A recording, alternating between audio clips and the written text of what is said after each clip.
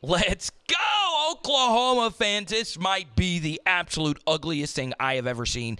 I begged and pleaded Brent Venables to not start Michael Hawkins after what happened versus Texas, okay? So first play of the game. This is not what I would have done, all right, which is have your tight end here block their best defensive player, all right? I understand this is just a protection.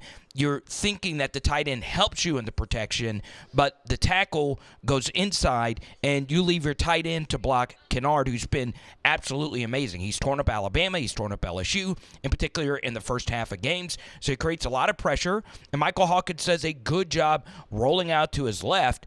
And what does he do? Well, Stewart from the backside starts to pressure him, and guess what happens? You throw a pick. You throw a freaking pick.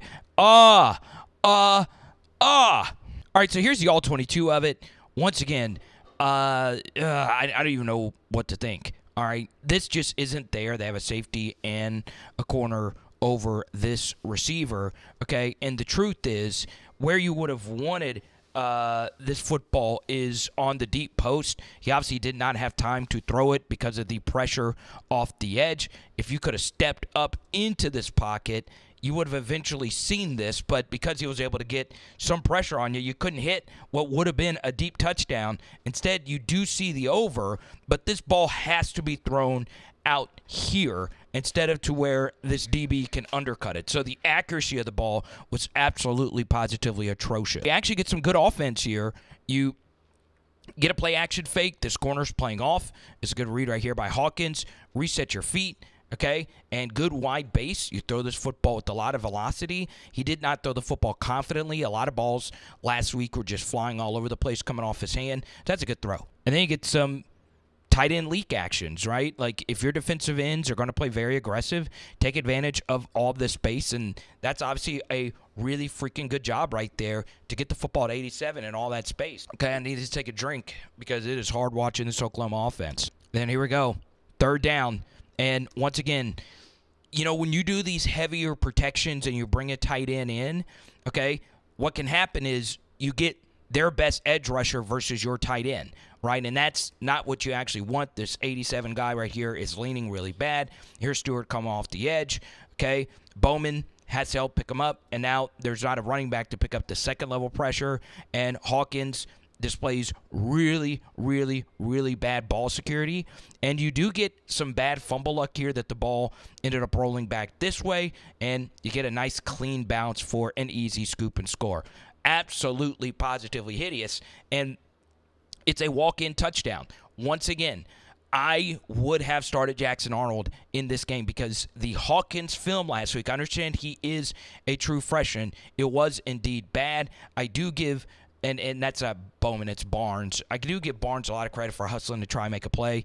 But look at this. I mean, there are so many people that spend a lot of money to have these tickets, and you got surrender cobras going on. The OU cheerleaders not happy about it either. It's a mess. All right, so then you get to here. You get a quick pitch here to the left side, okay?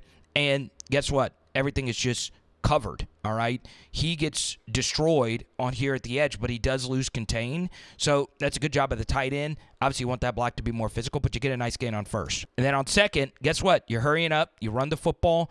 You, once again, versus their ends that love to get upfield, you want to be able to run the football right underneath it. Man, oh, man, oh, man, oh, man. Let's see.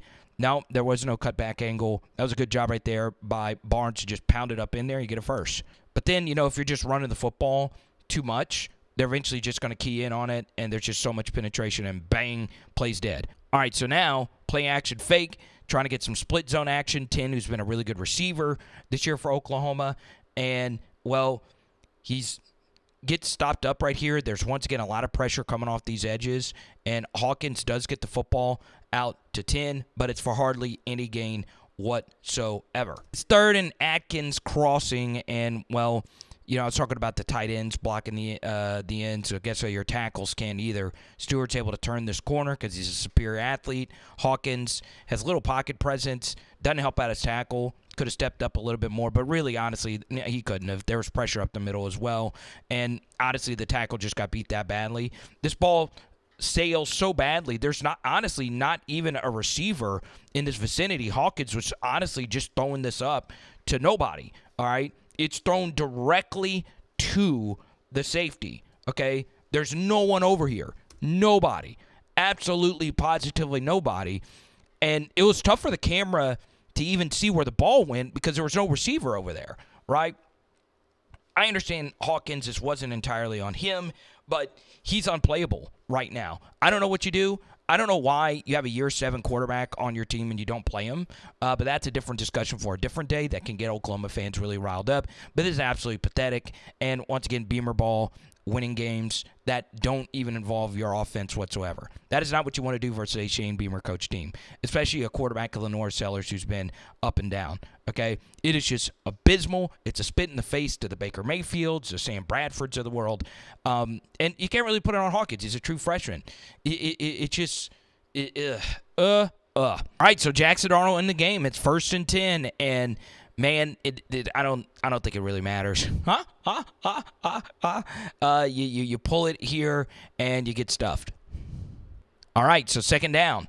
All right, you actually throw something positively, and guess what? On the out and up here, I'm not going to show the actual out and up because it is kind of cut off. First off, I've never understood the baggy undershirt for a skill guy, okay? I do think that affected his throw, right? So you see the baggy undershirt does hold him back just a little bit, and maybe this affected the throw. I get so pissed when I see the baggy undershirt. It is something that you totally can control. There's no point in wearing it if you're a skill guy, and he overshoots him, right? My goodness gracious. And then we get to 3rd down, and it doesn't matter if it's a tight end or the offensive tackles. Everybody's just getting beat by Stewart and Kennard. So you double Kennard. That's not even Stewart here. This is their 3rd-string rusher, and he's sacked. He's getting destroyed. There's a lot of pressure up the middle as well. And, man, it's a mess. Ball was loose as well. This is laughably bad, Oklahoma fans. All right, here's one more angle. Actually, everything does get sorted out over the middle. It's just the edges just getting absolutely mutilated right here, okay? And it's sorted out, but 76 just gets absolutely crushed, all right? Just way off balanced, swim move over the top. And it's honestly so bad. It's so bad. Could this dig right here have been no, it couldn't have been thrown. You can see he's actually trying to rip it. I guess if you're throwing with the anticipation. Well, actually, no, it wasn't a dig. I mean, there's a guy right there. I mean, that's getting pick 6 as well. Oh, God. Y'all, this is so bad. I don't even know what else to say at this point. At least you got the recovery, right? I guess that's one redeeming quality here. Oh. And look, 70's not even jumping in here to try and make a play. It's a mess. Absolute mess. Okay? Is there effort issues? I don't think that there's effort issues, but oh. Look at this. Look at this trip. Look at this trip. My goodness gracious. Oh. So comment below, what should the Sooners do? Because you're cooked. I mean, you are absolutely positively cooked. I think you got to play Thompson or whatever his name is, the year 7 guy. Play him, all right? Older quarterbacks are dominating anyway. It is Power Hour SEC. Boom. And tonight, we're doing ribs. Let's go.